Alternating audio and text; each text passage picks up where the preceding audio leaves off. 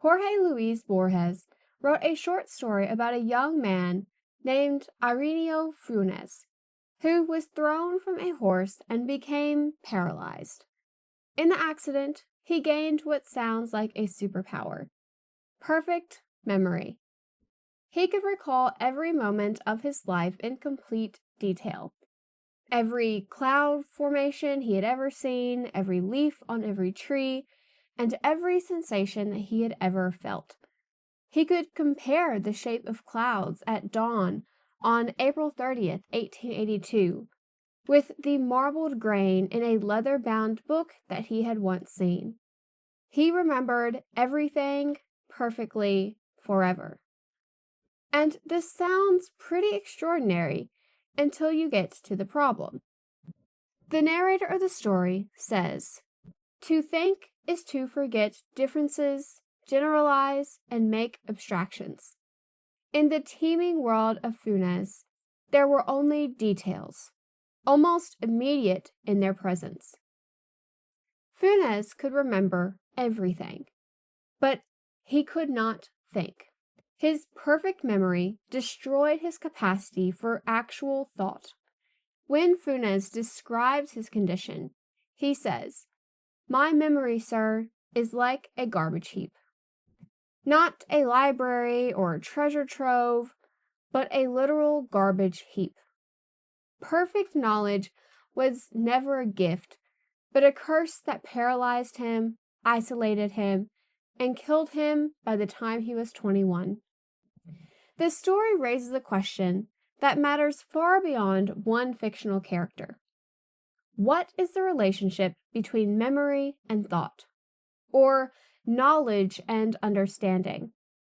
Because with AI developing and Elon Musk trying to put chips in our brains, we often forget why our brains are made like this in the first place. We tend to treat forgetting things as failure, and we worship those who have perfect recall and measure intelligence by how much information someone can retain. We are building systems that prioritize accumulating information over developing a true understanding. And Borges wrote this story in 1942 to show us why that's backwards. Perfect memory does not enhance thinking, but instead it absolutely destroys it. While Funes could remember every individual dog he had ever seen, like the dog at 3 p.m. on a Tuesday from the front, and the same dog at 3:15 p.m. from the side, the dog at 4 p.m. after it had been by the river. Every memory was perfectly distinct and preserved in complete detail. But what he couldn't do is think of them all as the same dog. For Funes, they weren't the same. The dog at 3 p.m. looked different from the dog at 4, a different angle, different lighting, and different wetness. Treating them as the same would mean ignoring those similar differences. And Funes' perfect memory would not let him ignore anything. The narrator explains, "It was not only difficult for him to understand that the generic term dog embraced so many unlike specimens of differing sizes and different forms. He was disturbed by the fact that a dog at 3:14 should have the same name as the dog at 3:15. And this is the core problem. Thinking requires us to be abstract, taking in multiple different instances and seeing what they all have in common, and then using that commonality to form concepts and ideas. If you see a golden retriever, a chihuahua, and a Great Dane, despite their massive differences, you still recognize that they are all dogs, because you have abstracted from the particulars to a universal concept. And Plato built an entire philosophical system on this particular observation, that we don't just encounter things as individual, but we understand them through forms and universal concepts that exist far beyond particular instances. You understand dogness, not by perfectly remembering every dog, but by abstracting what makes something a dog, despite all of the individual variations. But Funes could not do this. He was trapped in infinite particulars with no ability to abstract. And without abstraction, thought becomes virtually impossible. You can't reason, compare, generalize, and understand principles. You simply have an endless accumulation of individual memories with no way to organize or make sense of any of them. Borges illustrates this with Funes's numbering system. Instead of using our abstract numerical system, where 7013 combines reusable concepts, Funes invented unique names for every number. 7013 got its own word, and 7014 got a completely different word. Each number was a unique thing that needed a unique name. Now, this is in one sense more accurate, because each number is technically different. 7013 is not the same as 7014. But this system is also arithmetically impossible. You can't calculate when every number is a unique particular with no relationship to other numbers. We need abstraction. Understanding numbers as combinations of reusable concepts to do everything else. Funes had perfect information about numbers, but could not think mathematically.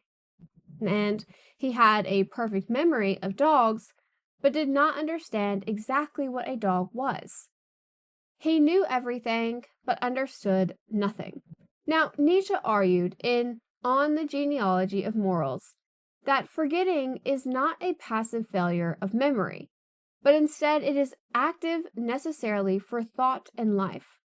You need to forget to close doors on the past and to make room for new experiences, and even to form unified intentions rather than being paralyzed by infinite remembered possibilities. Without actively being able to forget, you can't act or move forward, and you certainly can't live well. And Funes proves Nietzsche's point, because he could not forget anything. Every past moment remained equally present in his eyes. So that means that he could not prioritize experiences or let go of things like embarrassments or pains.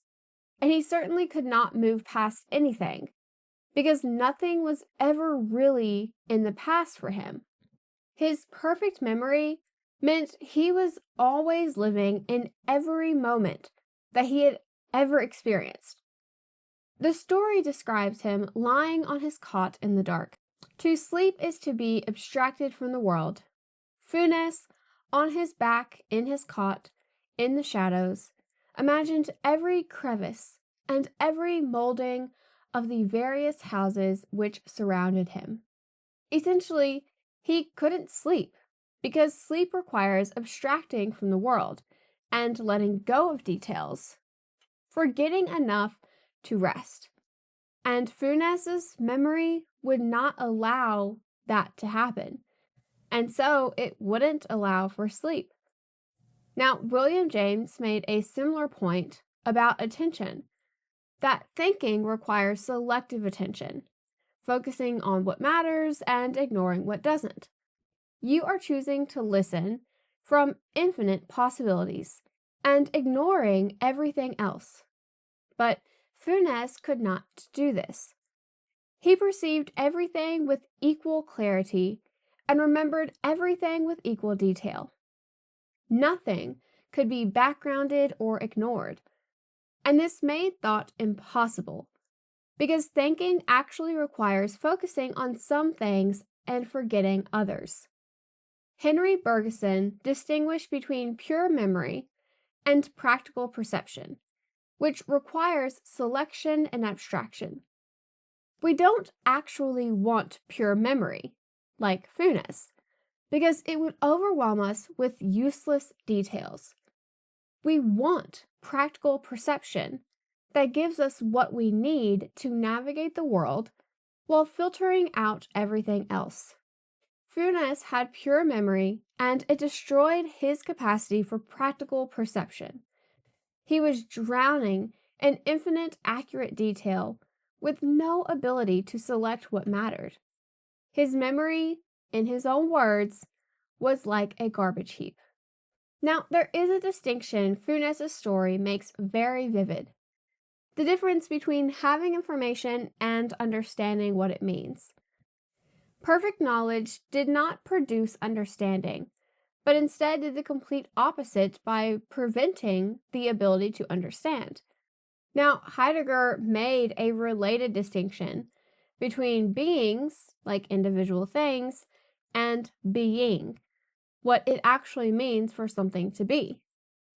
You can get so lost in cataloging individual beings that you lose sight of being, or the larger question of existence and meaning.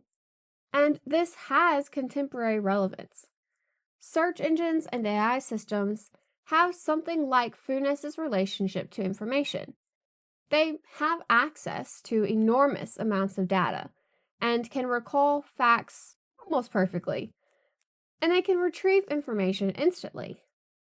But they don't actually understand what any of it means. They're simply working with correlations in data, not with comprehension of principles. When you ask ChatGPT a question, it's generating text based on patterns in its training data, not based on understanding what the words mean or grasping the concepts involved. It has Funes-like access to information combined with Funes-like absence of understanding. And we are discovering that more data does not necessarily solve this, because understanding requires something different from perfect recall. Now, it's not to say that AI won't be useful in the world going forward, but simply that it's not the miracle we all think it to be. Because the truth of the matter is, our brains are designed for a very particular reason in a very particular way. If we were meant to just be a collection of facts and knowledge, then we would be. But we're not. We take in the information that we need and we apply it to the principles of life. And this way of thinking is not necessarily wrong.